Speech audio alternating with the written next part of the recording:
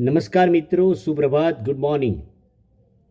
વિક્રમ સંવત 2082, જેઠ સુદ સાતમ અને રવિવાર 21મી જૂન 2026.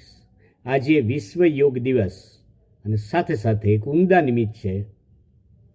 વિશ્વ પ્રસિદ્ધ સાહિત્યકાર સાર્ત્રનો જન્મદિવસ.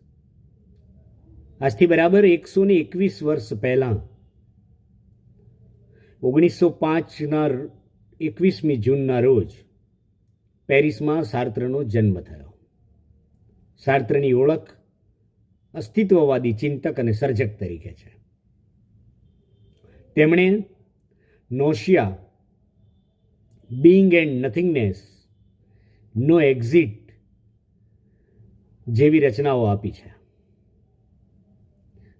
તેમના ચિંતન અને સાહિત્ય સર્જનની વિશ્વકક્ષાએ એ રીતે નોંધ લેવામાં આવી કે 1964માં તેમને નોબેલ પુરસ્કાર જાહેર થાય છે.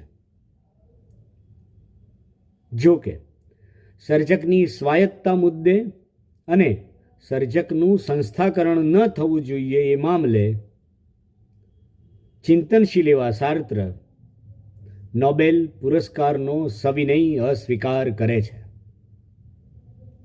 20મી સદીના વિશ્વ સાહિત્યમાં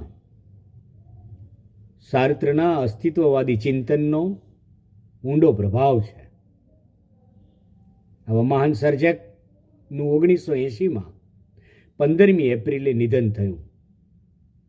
તેઓ આજે પણ આપણી વચ્ચે શબ્દદેહે વિચરી રહ્યા છે.